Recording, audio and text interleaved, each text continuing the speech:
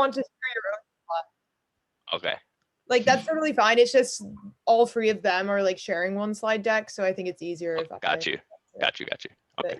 But you should have the power to do the share screen, Tony. Whenever you're ready, you can share your, so we have a little slide introducing you, and then as soon as that ends, you can just share your screen. All right, perfect. So welcome everybody. You can hear we're resolving our last tech issues and getting ready. We're excited to see you all here and to have you with us today. And Hazel, let's jump right in so we have lots of time for our wonderful presenters.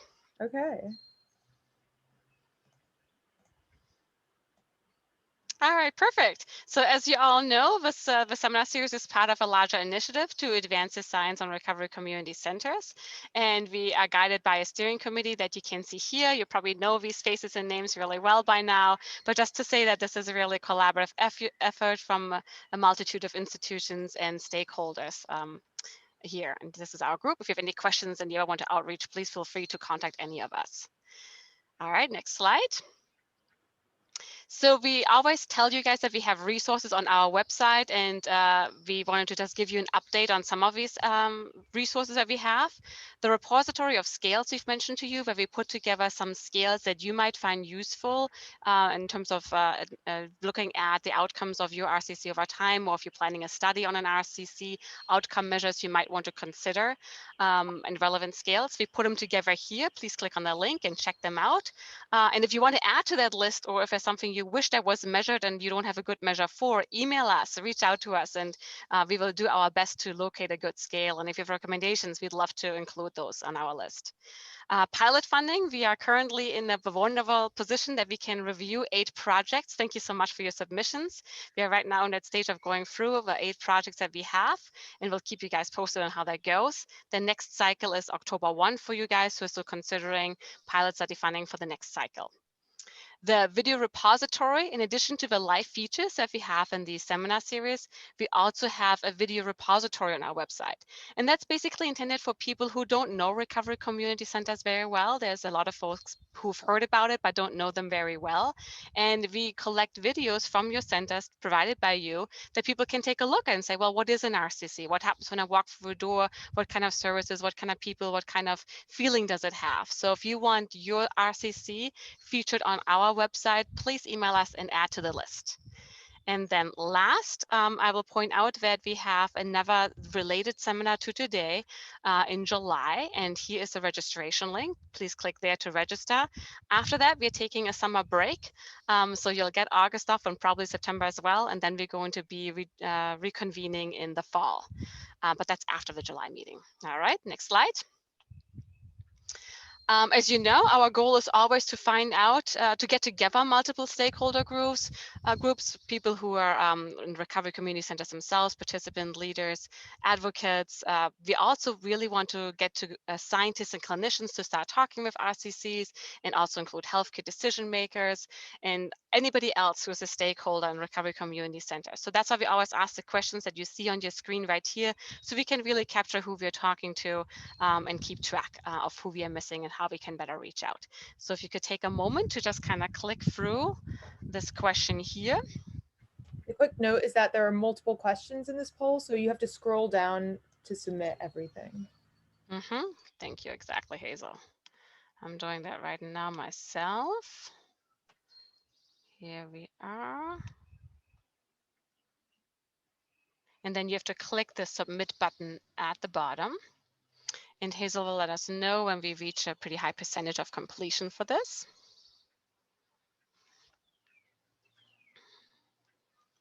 And then we will close the poll. How are we doing, Hazel? We're only at about 50% now, so I'll just give it another few seconds. Exactly. Submit.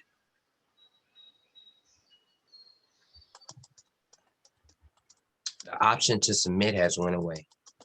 Oh no. It says submit, but it's not in blue, so you can't push it.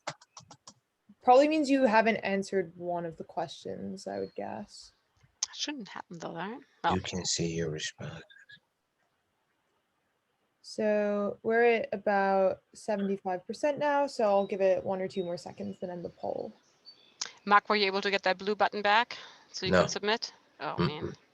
It says demographics at the top. Yeah, and then if you scroll down, I think there's 4 questions in total. Yeah, 4 questions. There should be a little scroll bar that you can scroll to the I'm bottom. with you. I'm with you, Bettina. Yeah, I got it. Cool. And Jonah was saying that he had the same issue and he did miss a question, and presumably answering that question, we got the submit button back for you. Yes, perfect. Yeah. Thank you. Okay, so I will end the poll now if everyone's ready. And okay, so should we move on to the next slide? Yep, next slide, please. All right, and as you know, these days we're doing a live feature where we have one RCC who comes and tells us what the experience is like if you walk through their doors. And with us today is Tony Venzina from 4D Recovery. Tony, please take it away. Sure. Yeah. And just thank you guys so much. Let me share my screen here and get my presentation going. My name's Tony Venzina, and I'm a person in long-term recovery. I'm really stoked to be here. You know, I'm coming up on 9 years next month. You know, I'm grateful, I'm honored, appreciate all the work that the Recovery Research Institute is doing to push forward the science of recovery.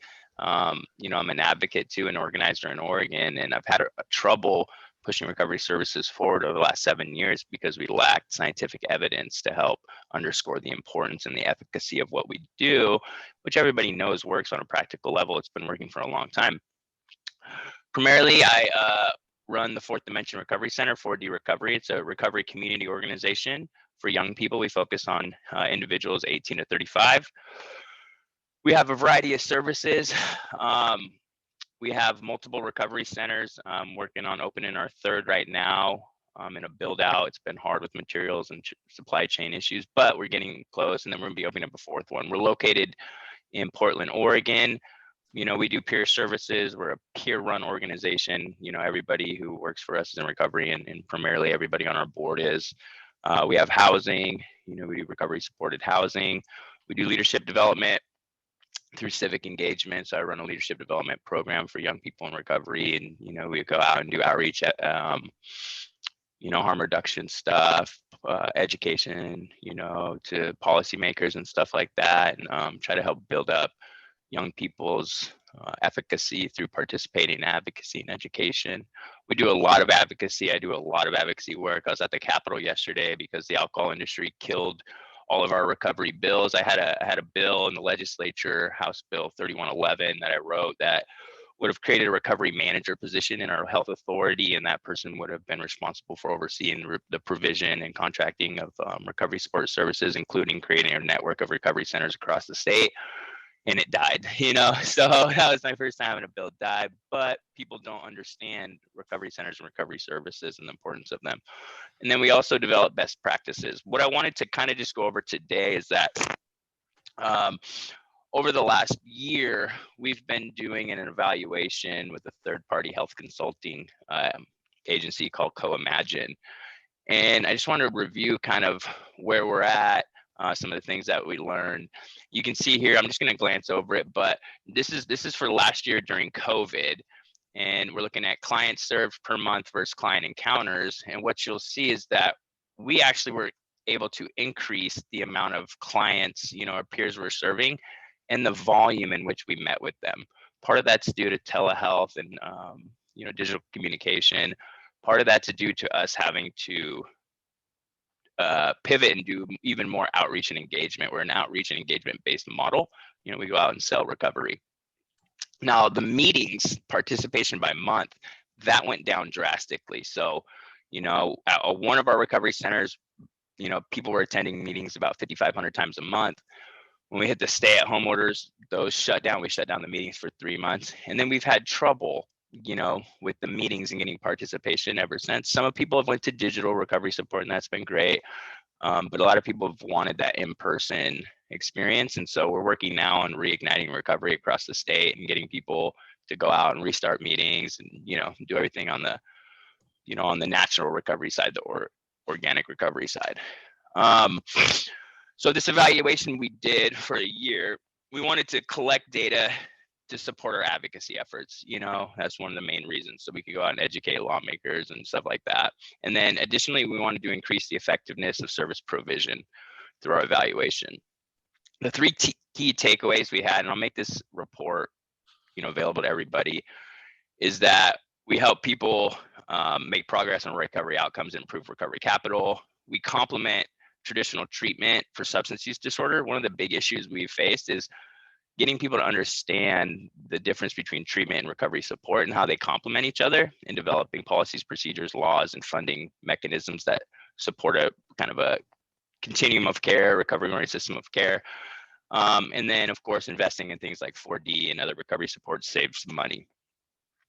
Participants described 8 factors that facilitated engagement. I'm not going to read through all of these. I'll highlight a couple, but basically what we've been trying to explain to people is that, you know, recovery centers are about retention and engagement versus completion, right? So that's what we're trying to do. We're trying to retain people in recovery for the long term, you know, and our evaluation underscored that we were able to do that based on client testimony, you know. So, you know, we focus on fun, healthy recovery activities. We have a welcoming, non-judgmental space, staff who promote client-tailored goals, etc. There's about 8 things that clients stated that were really important to facilitating engagement, and that's what we want to do. And then, you know, we had participants agree or strongly agree that 4D recovery services help them make progress on recovery outcomes and improve recovery capital. Again, you know, these are individuals reporting these things that, you know, 92% of them said engaging in 4D improve their quality of life, help them achieve abstinence milestones, recovery goals, improved health, achieved employment goals, achieved education goals, et cetera, et cetera. So, you know, everybody knows that recovery centers work and all this stuff. We've just had a hard time getting investments in them, in the right type of investments, you know. And so I just wanted to share this stuff with you guys today. Lastly, I just wanted to, I don't have a lot of time, I just wanted to make you guys aware that, you know, I'm a part of a trade association for peer professionals here in Oregon.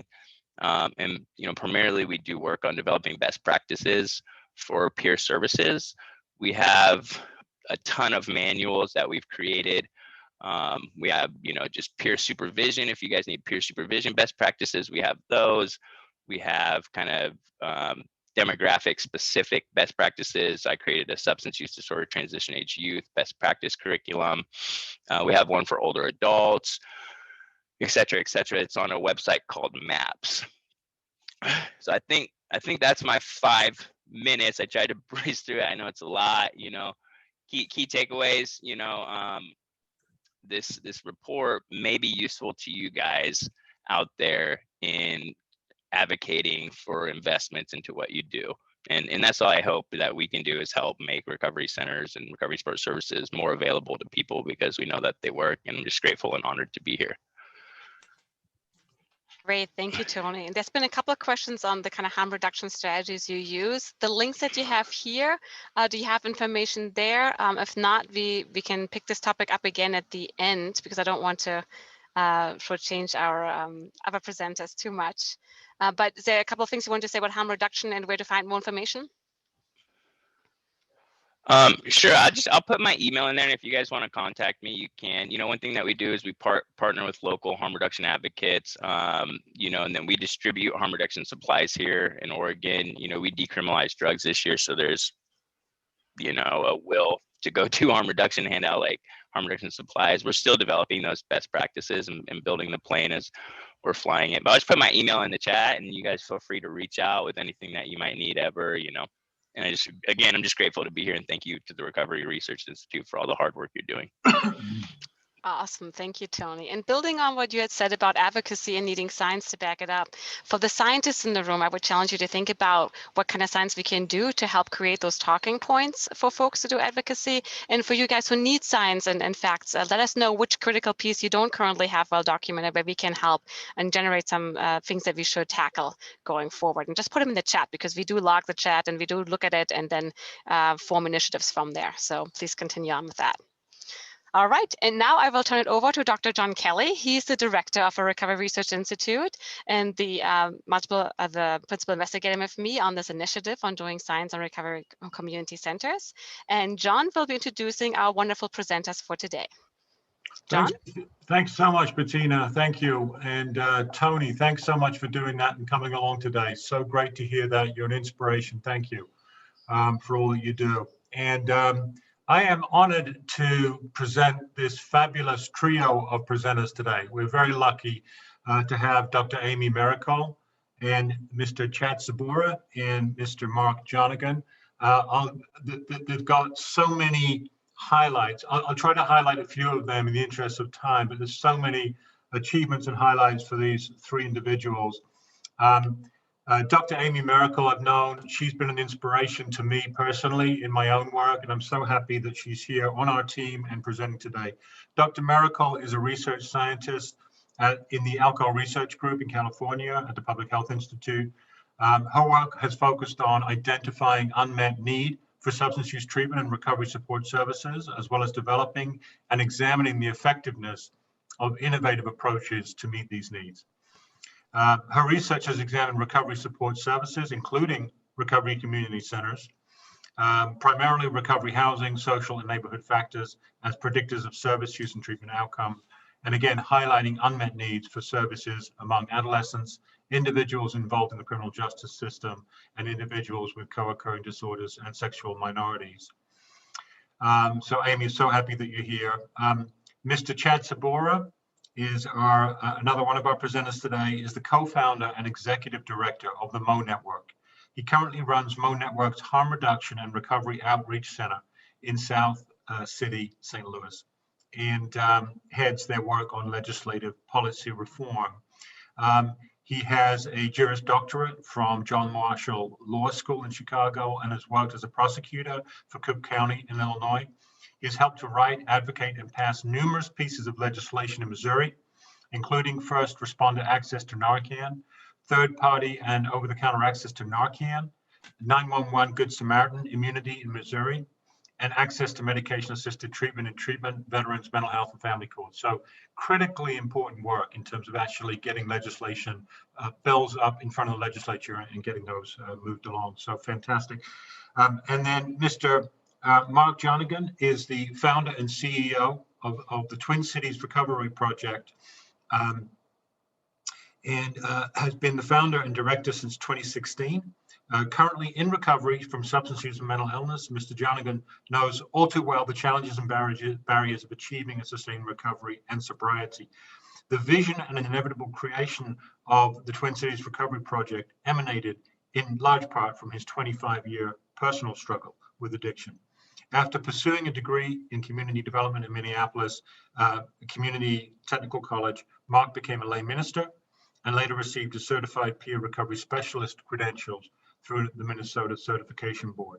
He has served in numerous other capacities, including for the Hazel and Betty Ford Foundation, as well as a consultant for the U.S. Surgeon General's report in 2019. So I'll leave it there, and I just want to say thank you all so much for coming. I'll hand it over to you guys. Thank you.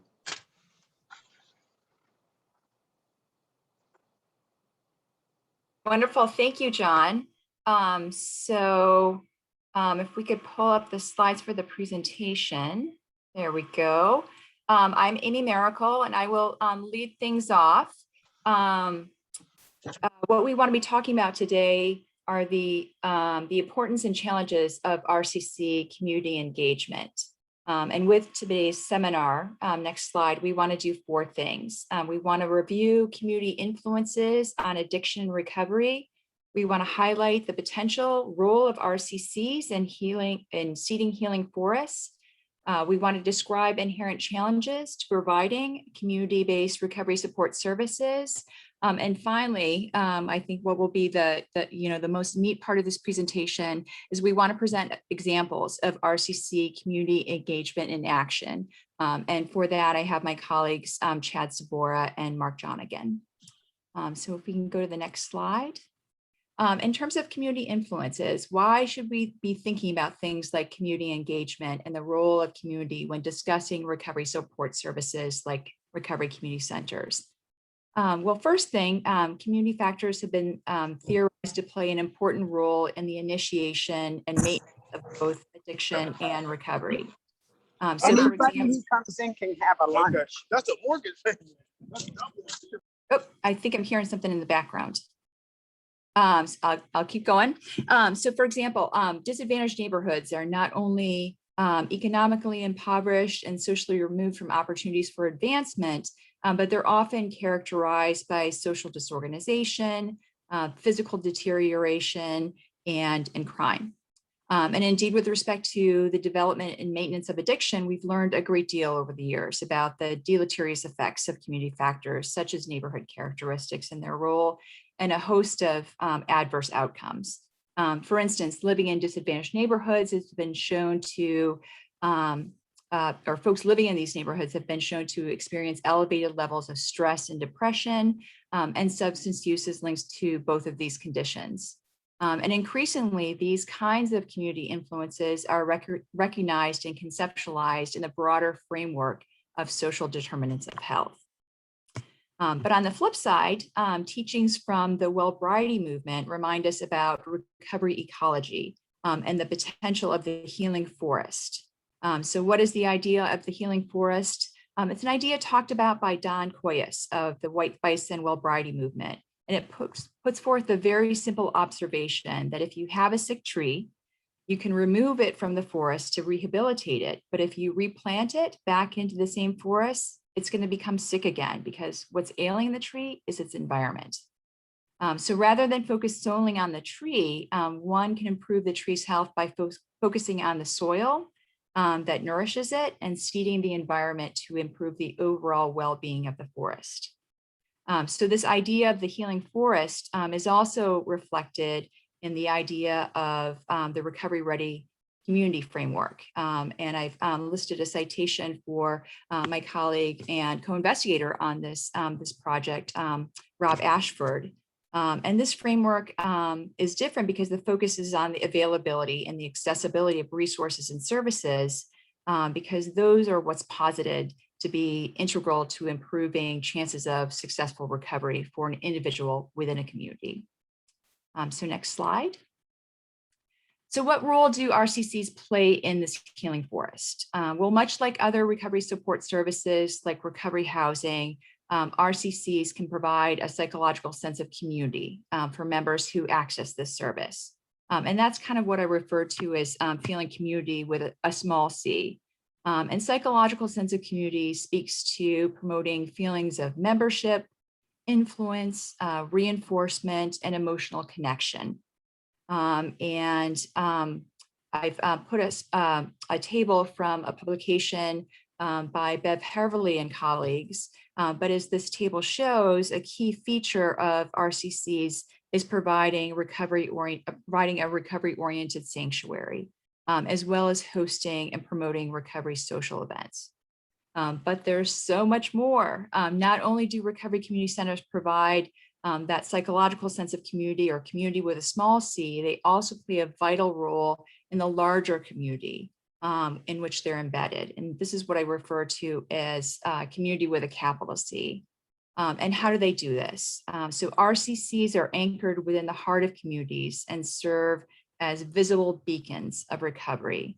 They also serve as a physical location for organizing local recovery support services and serving as a recovery resource for the local community.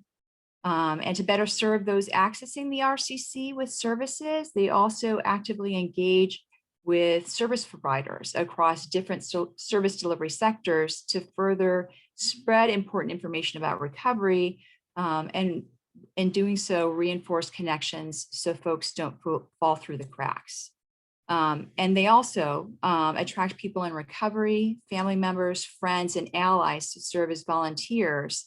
And they can also serve as a location where people still struggling with addiction can enter and be assisted in navigating their local behavioral health system. Next slide. Potential challenges. Being anchored within the heart of a community and serving as a hub for recovery resources in that community has inherent advantages. but it may also present some inherent challenges. So substance use disorders are still among the most stigmatized psychiatric conditions in this country. For example, a national opinion survey done in 2014 found that Americans hold significantly more negative attitudes towards persons with drug addiction compared to persons with mental illness. Negative attitudes towards individuals with substance use disorders are often rooted in misunderstandings of the nature of addiction and recovery, and this can translate into negative attitudes about the value of recovery support services. For example, research suggests that perceptions and beliefs about substance use disorder are influenced by knowledge about these disorders, degree of contact or experience that one has had with people with substance use disorders, as well as media portrayal of people with substance use disorders. Perceptions are also strongly influenced by beliefs concerning the causes of substance use disorders and perceived dangerousness of people with substance use disorders. And finally, peer-based support services like those at the heart of services delivered by RCCs are relatively new.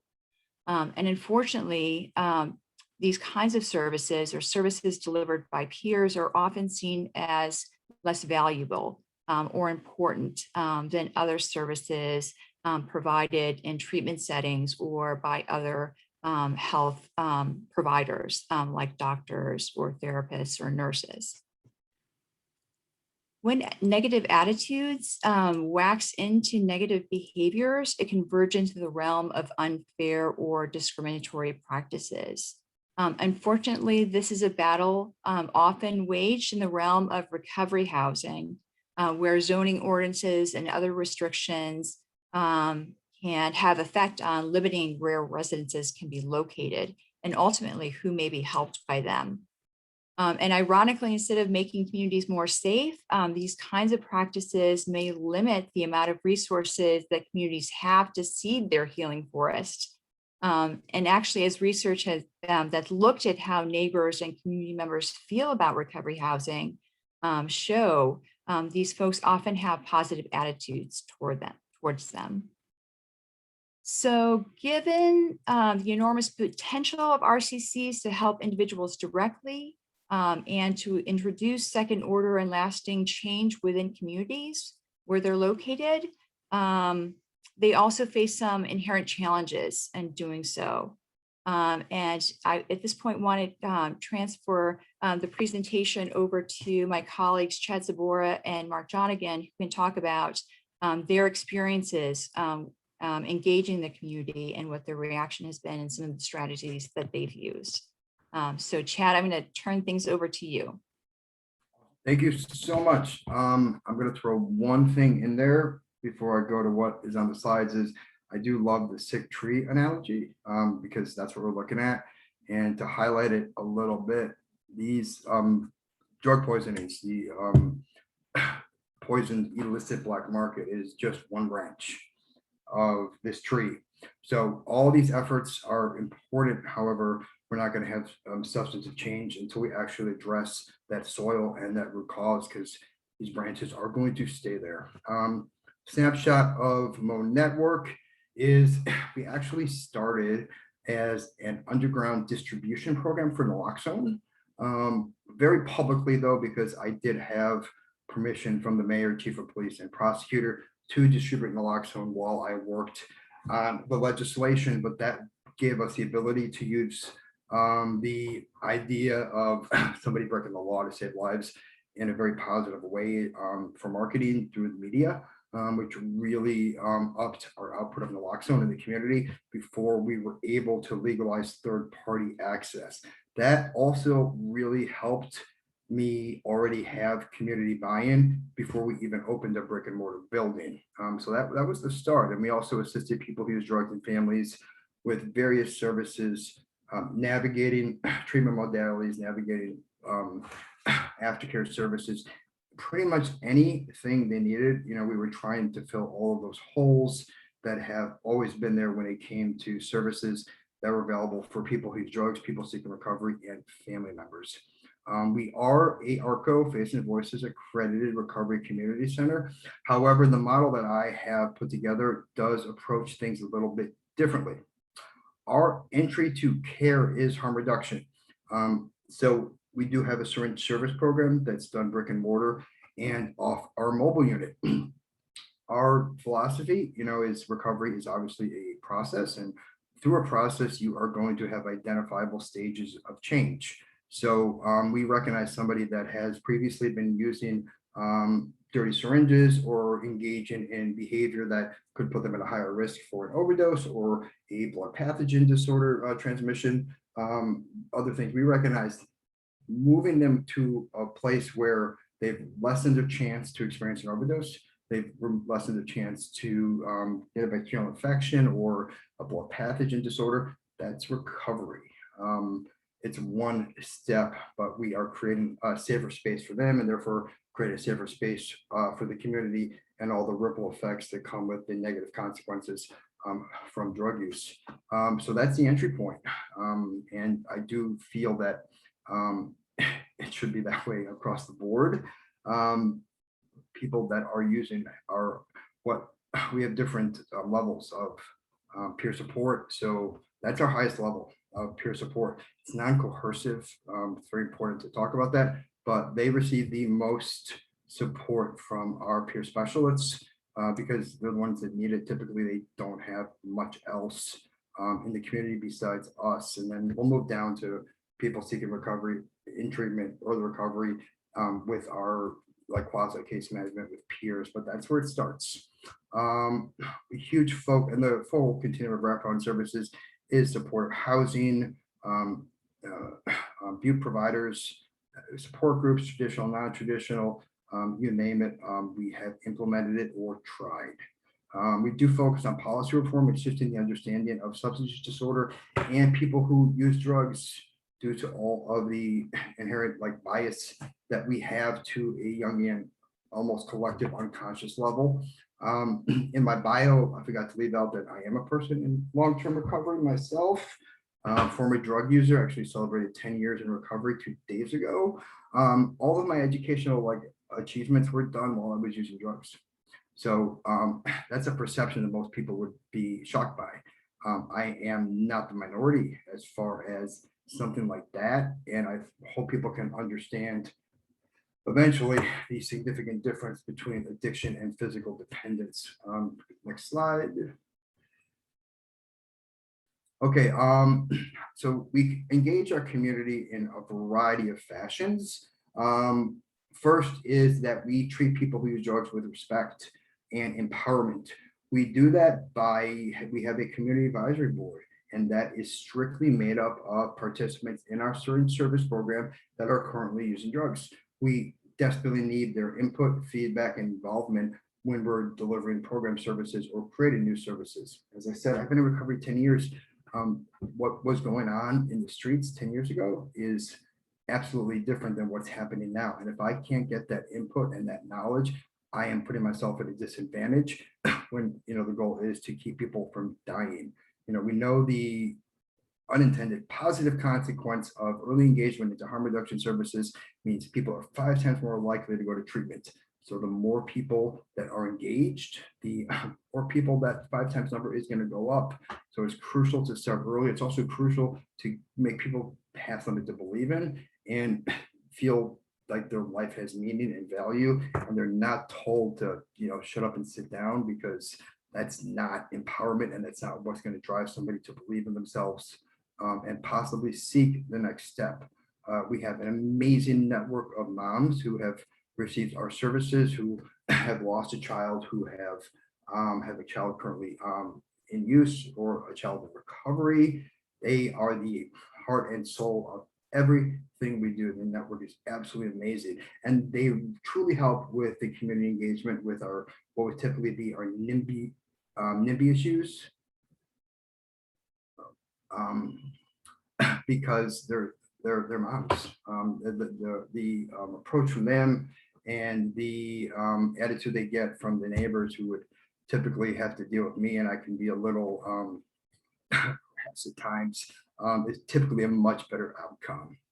So specific services, our syringe service program, our mobile outreach, which offers a variety of services, peer support. We understand that people, some individuals experience that with histories of trauma and other issues, they're not going to come to a brick and mortar building. So these are proactive engagements where we have to actually seek out individuals to make sure that they're receiving, full services to ensure that they do not die with no expectations upon themselves. Non-traditional support activities and groups.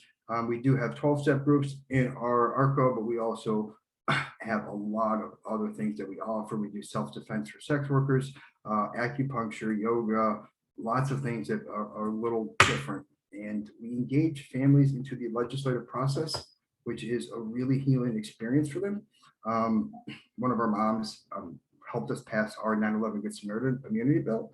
And her son passed away before this all started, but her involvement in that legislation, knowing that she possibly saved the next kid's life that was like her son, was a healing for her that I can't qualify.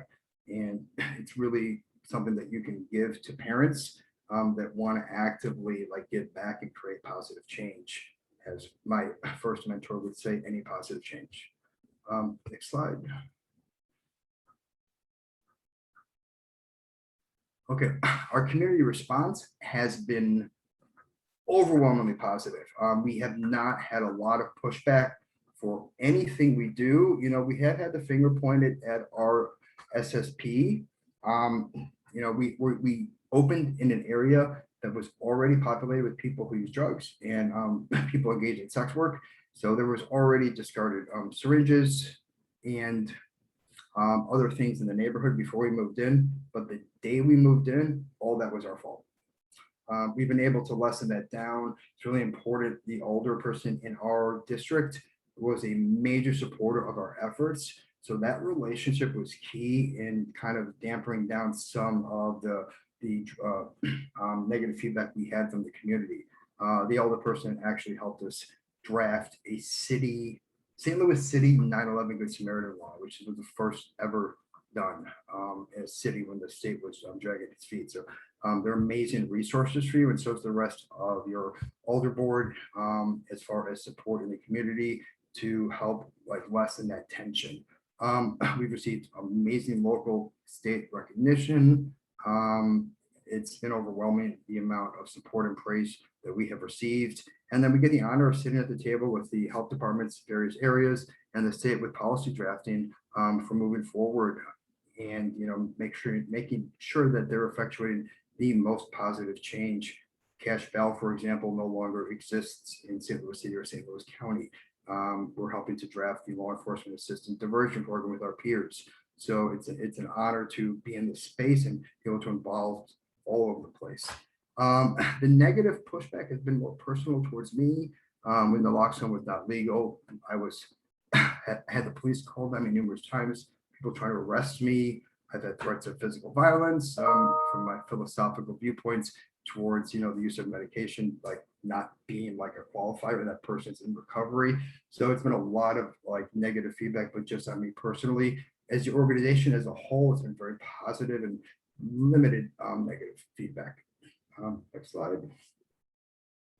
Okay, factors that contribute to that. We really spend time. I spend a lot of time breaking down the stigma and explaining the historical context of substance use disorder in this country, going back to way back before Nixon. It was just the easy fall guy. I'll take people back to Chester A. Arthur and the Chinese Exclusion Act and break down the whole timeline for them as to how we got to this point where the United States, is one of the only countries that has no access to heroin. The whole black market is flooded with illicit fentanyl, and we're seeing disproportionate deaths among BIPOCs like no other country. There's a reason why, and when you take the time to be patient with somebody and explain it to them and help them break down what they've been taught their whole lives, you really get a lot of positive feedback. Definitely many roads to recovery, without a doubt, but that's caused some of the negative feedback. A good example of that, and I know I'm going to help Marc with his, is, I try to explain to people this is not an opioid epidemic. That was a narrative that was created because white kids from the suburbs started dying.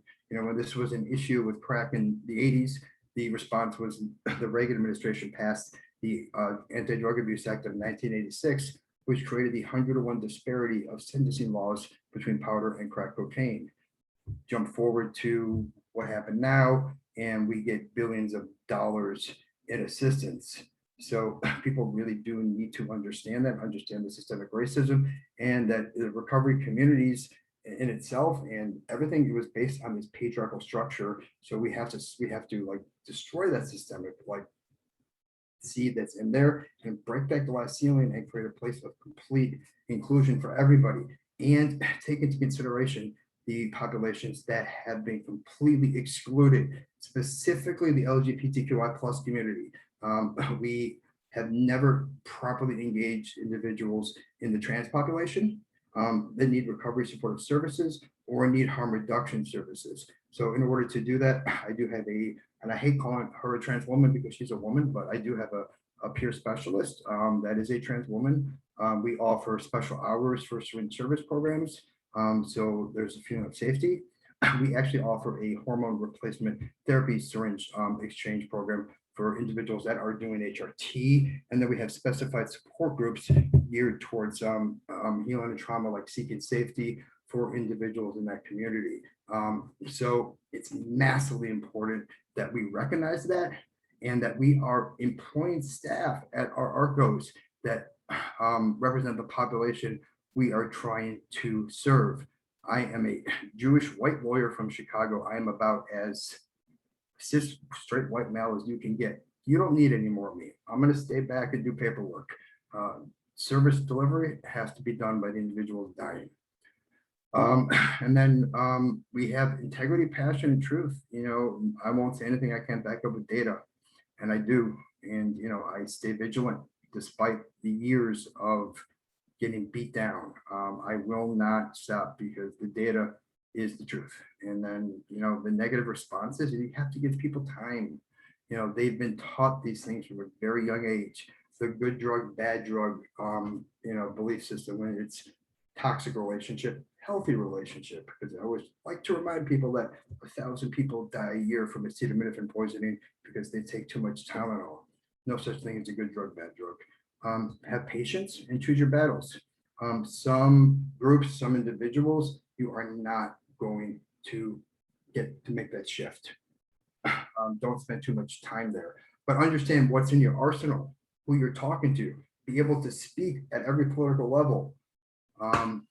And also have your fiscal breakdown in your head, because sometimes when it gets down to the brass knuckles, when you break down the cost benefit analysis of a vial of Narcan or a nasal that's $37.50 compared to the cost of overdose death, with all the cost to the state, the effect on the community, which will ripple effect the family, which has a negative impact on the economy, and you can actually break down those numbers, that's going to be what makes people change their mind.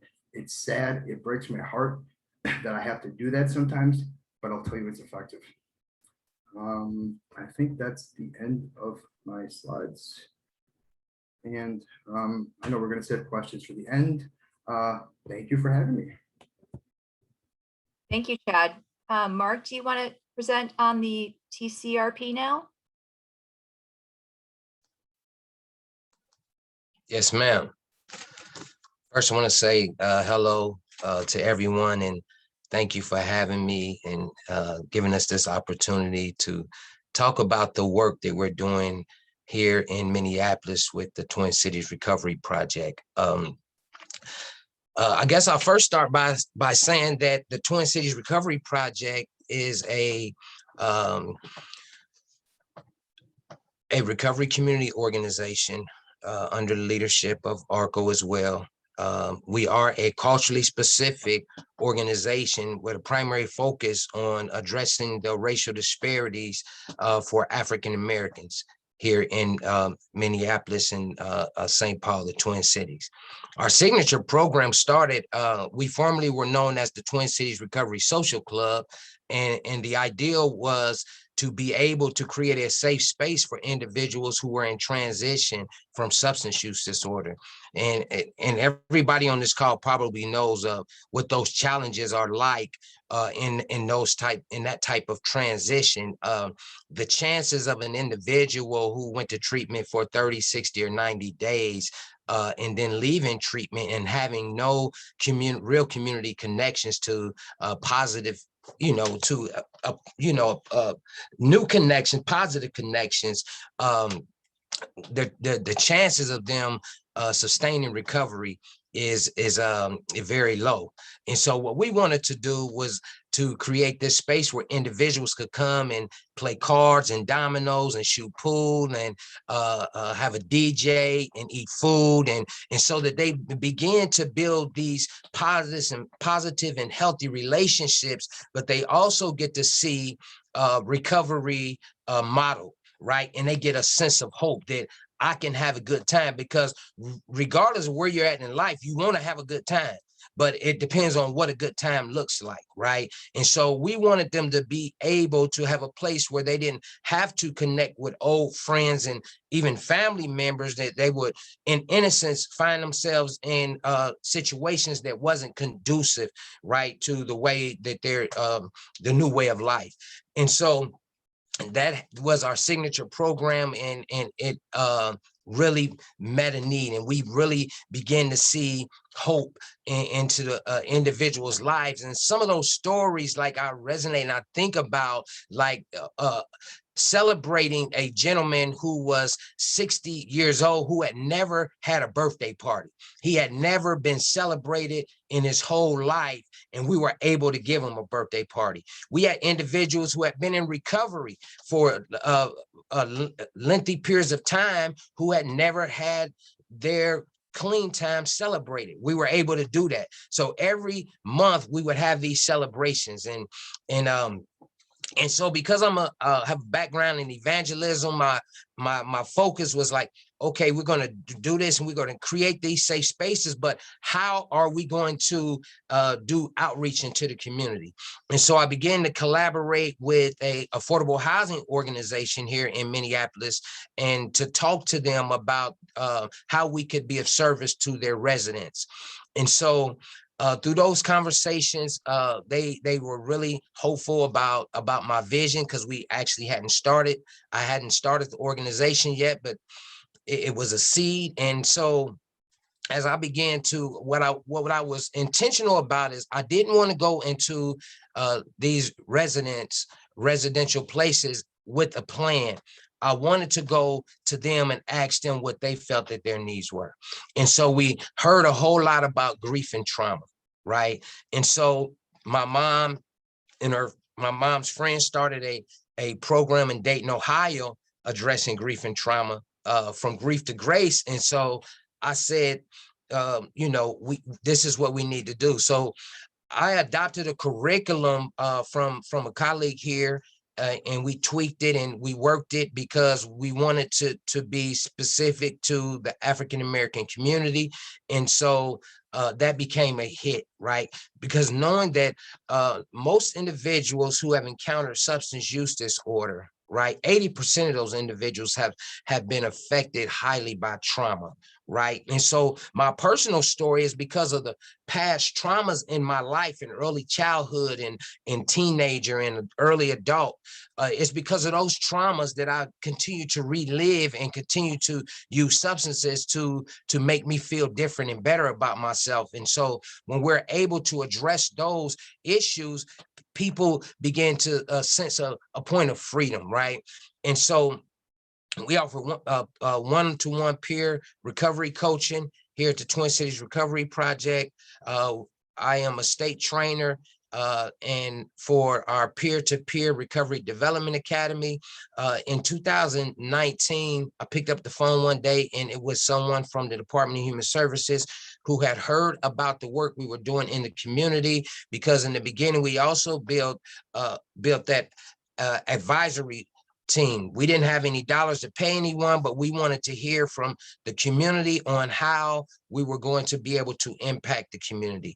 And so through developing that team, we continue to do the work. And so we just I applied for our first grant, was to train, hire, and supervise peers, and particularly to be able to provide our peer-to-peer recovery development academy for free for African Americans and individuals who were living in poverty situations and who couldn't afford, particularly who couldn't afford to pay for $850 training and $150 exam and take off work for a week. And so we've been able to provide that for free to the community, and we have seen huge success. And we also offer GED prep. We have a partnership with Stair Step Foundation to get individuals enrolled into GED classes. We offer HIV and education testing through a partnership with the Aliveness Project to have individuals come in and be educated on HIV, get tested, and receive a gift card. Participate in a lot of advocacy and outreach, and Chad alluded to some of that in regards to my position in advocating for the African American community. And he dabbed into my story, and I just want to share a brief story because it was almost 2 years ago that I was invited to participate in a fundraiser for an organization, and it was a white organization, and I was excited about going, and I wasn't surprised when I got there that I was about the fifth Black person in the room. That didn't surprise me, but what surprised me and disappointed me and was very hurtful is that they had about 20 foot of table of individuals who had died from an overdose, and they were all white. And so that put me into it made me really begin to think and process, why, right? And so I'm a self-examiner, so I like to examine within first. And so I begin to think about our community. We don't even have those conversations openly, right? And so then I thought about, why don't we have those conversations openly? And when I thought about the fact that who wants to say that their mom, dad, brother, sister died from an overdose, right? If it's going to signify the criminality that has been opposed upon the African American community for substance use. And so we are here today, and now, people are victims, right, for this issue when we were criminals, right? And so also the effects of that is that we don't talk about it openly, and so therefore we don't get to heal as a community, right? And so what I begin to do is advocate around that within our community, not against other communities, but within our community, to start town hall meetings, right?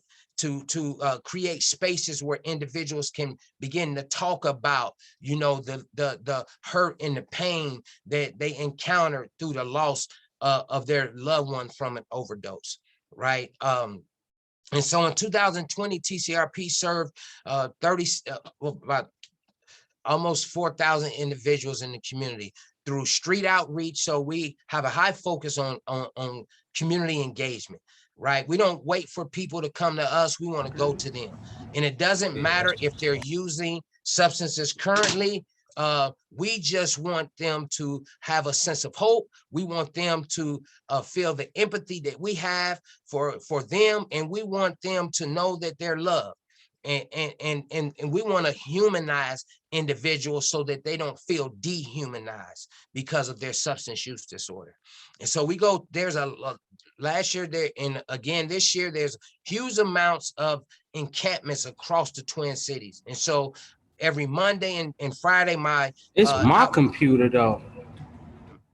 My outreach team is out in the community, passing out naloxone, passing out clean needles, passing out essential needs to individuals so that they can feel a sense of hope. And then we want to try to connect them to a peer recovery specialist who can support them and empower them and make them feel important, because they are important despite what they're currently going through. So we find ways to address the many social determinants of health. We hold COVID-19 talks throughout the pandemic to give individuals the opportunity, a platform, and a space to be able to talk about what they were experiencing. And those individuals were not individuals who we consider have a particular expertise, but we wanted them to be able to talk in their in what they had to say added value. Right. And so we wanted to be able to compensate these individuals also for their time and the value that they brought to those conversations. We did that with youth as well. In 2020, I founded and presented at the Boots on the Ground conference, which was an African-American conference, leadership conference, addressing racial disparities and access, and to figure out innovative ways that individuals were or organizations were doing work across the country. We had 9 presenters from different states, and we had about 250 individuals in attendance in that conference December last year. We host recovery resource fairs in the community. As next week, we'll be doing one for Juneteenth, right in the heart of the city where there is horrific violence and shootings and all types of things going on. But we go into that community and we're going to bring live entertainment. We're going to bring games for children, jumpy houses. We're going to have speakers, people sharing their stories of hope, and we're going to engage the community and bring community to the community. We want to bring community back to our community, right? And so our whole goal is meeting the community needs. Currently, we've served 1,600 individuals in the community. Next slide. A couple of pictures you see there. One of those pictures was me at the Correction Reception Center in Ohio, where I visited 6 times as a resident. And I had the opportunity a year and a half ago, right before COVID, to go in and do trauma-informed care with the warden, deputy wardens, correction officers. So that's a testimony for me to be able to go back and to be able to offer hope. Positive responses. Individuals who receive recovery coaching services have expressed a positive response, highlighting meeting them where they're at. It's very important. I utilize a servant leadership style here at the Twin Cities Recovery Project. And I always share with my staff that I'm no different, I'm no better than them because I'm the founder and the CEO. We just hold different roles. So they are just as valuable as I am. And so it's very important that no one ever encounters Twin Cities Recovery Project and they feel worse than they did when they came in the door. We want to make them smile. Despite what they're going through, we want them to know that there's hope, right? That the sky is the limit is my belief, right? And you can do anything you want to if you put your mind to it with the necessary supports. And so it's important that my staff are peer recovery specialists, but I like to call them resource brokers, because if you don't know the necessary resources to be able to help assist in meeting the needs of the individuals that we're serving, then we're offering a disservice. Talked about addressing racial disparities. Specific needs are being met by having culturally responsive staff. So it's very important, and I've been hearing a lot about research, and right now I'm on this tangent about getting particular evidence-based research to be able to adequately serve African-American communities and underserved communities, because a lot of times the research that we have been seeing in the past, it may be able to be used and met for one particular culture, but not all cultures can benefit from that. One thing I have found is that I believe that peer recovery support is an evidence-based practice, and it works for African-American communities. I do know that, but there's deeper research that we need to do also to be able to address those social determinants of health, because if and when an individual stops using, if the other areas, the soil hasn't been addressed, then the challenges that led them to using will lead them right back to using. And so we need to ensure that we are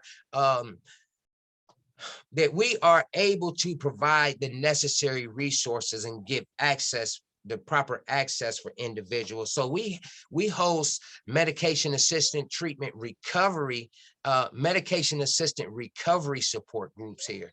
So there's a lot of work done around destigmatizing not just substance use, but even destigmatizing medications, because we know that within 12-step arenas, it's not always welcomed, right? If you're on a medication, it's said that you're not clean, right? We want to destigmatize that, and we want to create spaces where individuals can come and be supported by one another, and so that they can not feel less than, because that can make you feel hopeless, because you're like trying to measure up to where others think you ought to be in your recovery journey and process.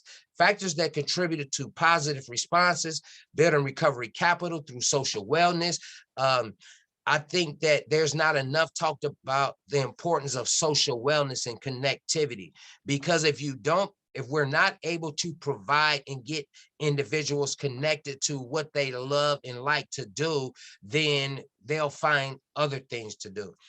The value of the lived experience, being able to share with individuals, even from my standpoint, in the seat I sit in, I'm always engaging with individuals as I'm passing through our facilities, telling them and sharing with them my story, hoping that it would give them hope, right? Because I was a person who couldn't get it together.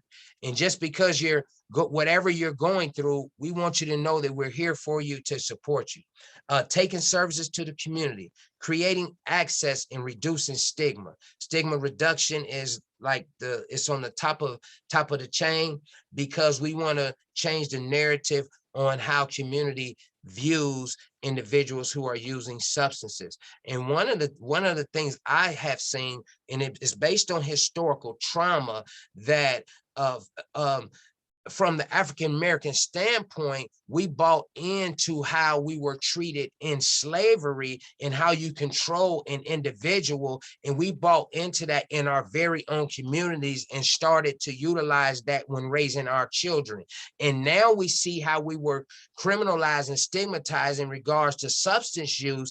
And now we are imposing those very same practices on our own community members. So it's important for us to reverse that narrative and change that and find out how we, opposed to disassociating from my brother or my sister, right? Opposed to, how can we find them help? How can we find ways to support them? And I know it's difficult, but that's why we have a family support group as well, so that families can come together and talk about how to do that. Factors that help counter negative responses: an open door policy. Like, you don't need an appointment to come here, just come.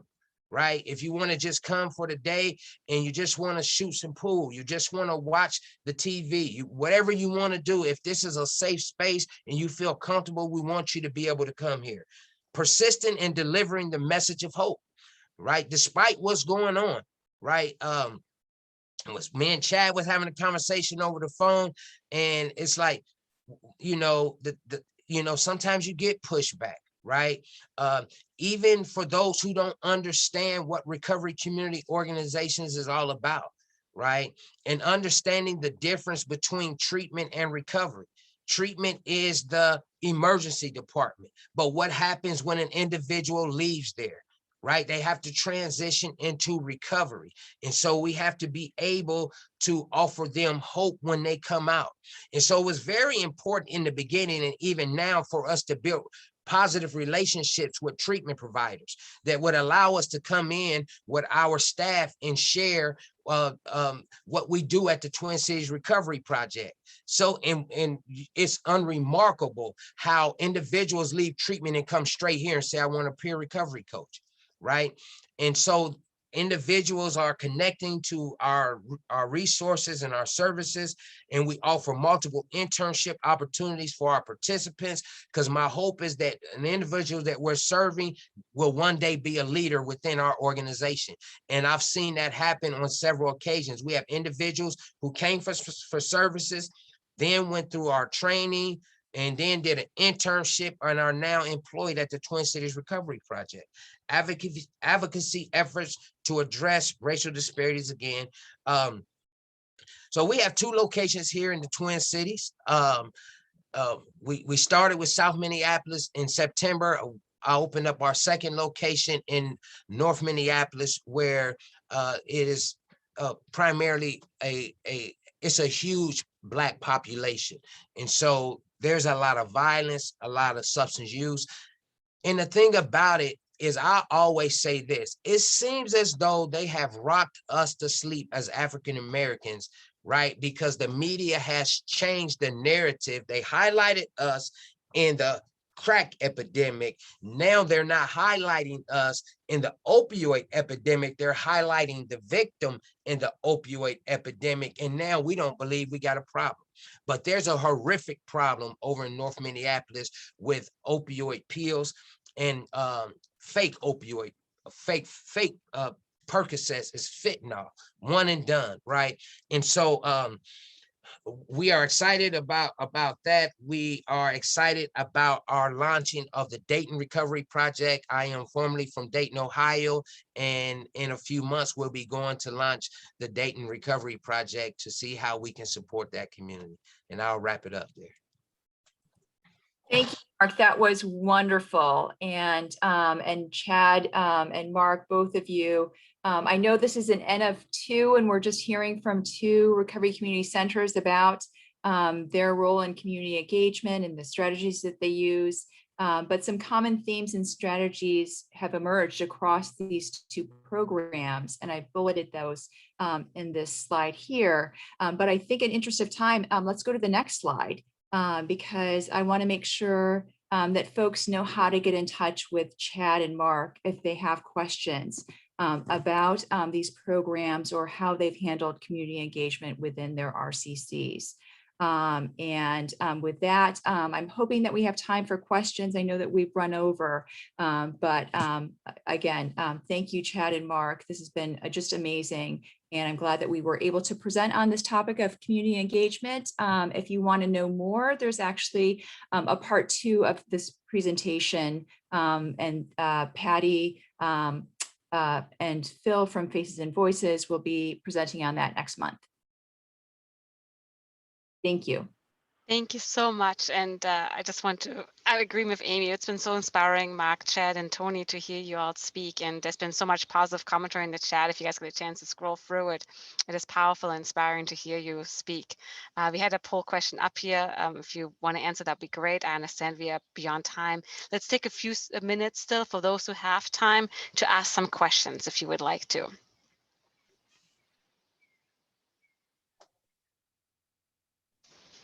I know that many people might have had to go already, but